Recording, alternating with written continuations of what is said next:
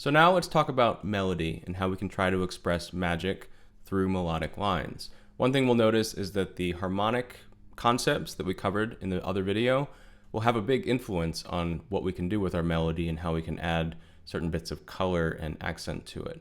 But there's some other things we should consider as well, such as that metaphor. There is no magic scale, so we have to kind of come back to that metaphor of magic and think about what does it mean. So, for example, pulling a rabbit out of a hat is something unexpected and surprising. So we could find ways in our melodic line to surprise people or do things in an unexpected way. One way I really like to do that is actually to have the melody headed towards an expected point and then change it. For example, we could have, let's see, just a very simple line. We have this line.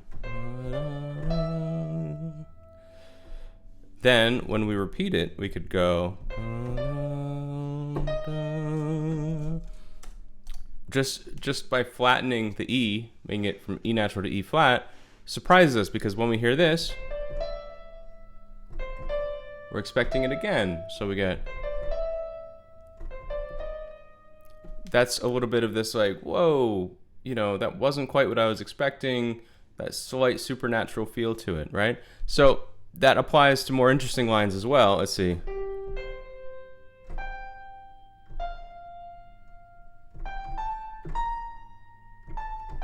Let me write that in.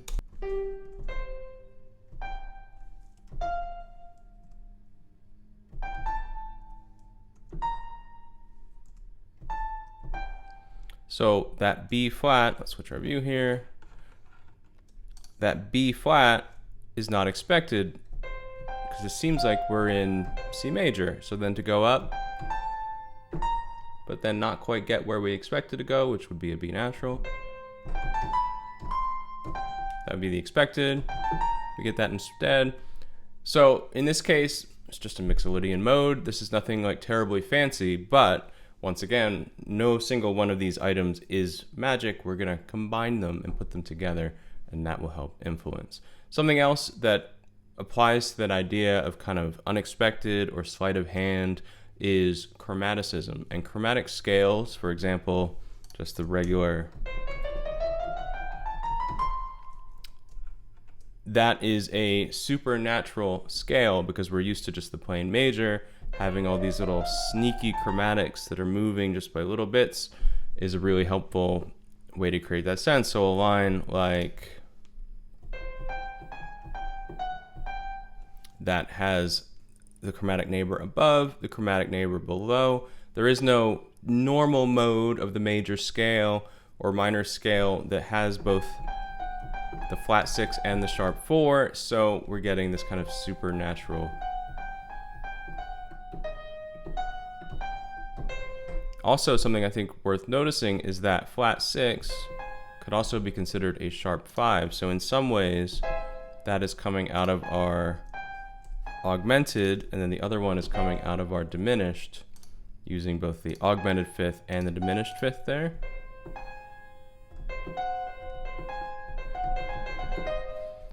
So that's coming back to some of that harmony stuff, using the augmented as a line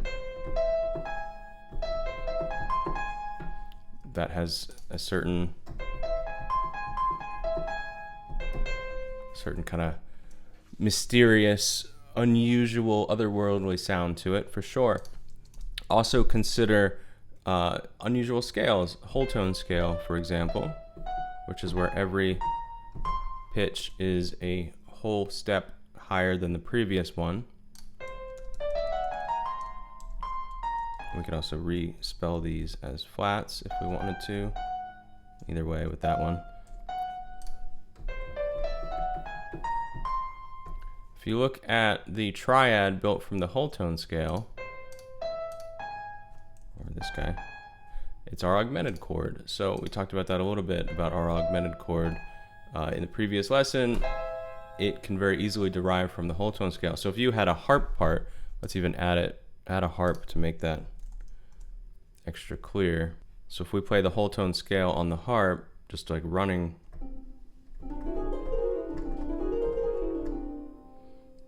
that has this kind of spooky, mysterious sound to it, right?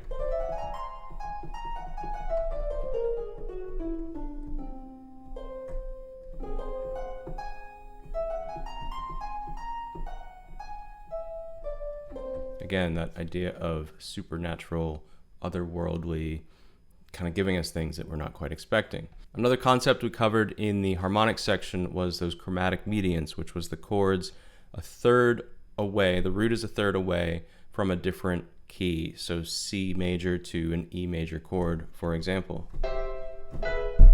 So something we could do here is also build a melodic line out of that change in harmony. So maybe that harmony is happening underneath, and we're going to build a line out of it. There's a few things you could do. One is to build the line and actually include the unexpected or twisted pitch. For example, that G sharp. So we could come up with something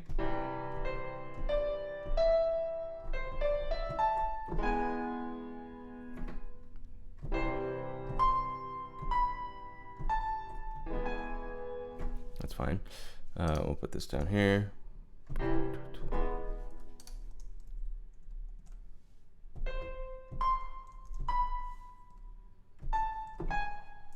So now we're using our chromatic mediants to actually come up with that. That's even better, actually. So that's not a terrible line.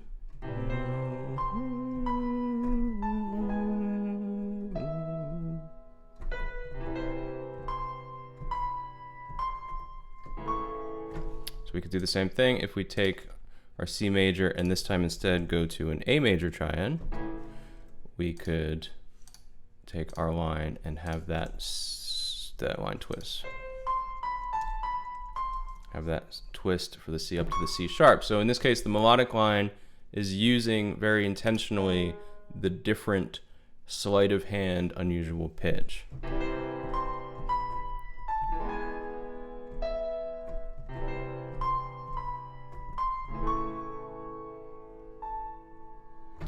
But something else we could do is actually keep the melodic line relatively neutral or safe, still have the harmony change under it, those chromatic mediants, but don't actually change the chromatics in the melody so that they don't stand out quite as much.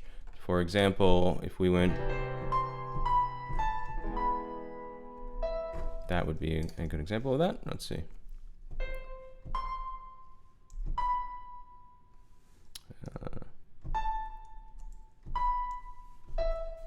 Here,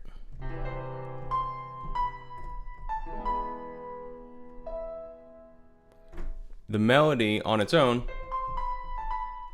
makes sense in C major, so we could actually reuse that in all sorts of different contexts, but it's also neutral enough in a way that it could also have that E major chord under it, giving it some lift. So again, our melodic line can be the twist, depending on how sneaky we want to be, or it can be relatively safe and we change the harmony underneath.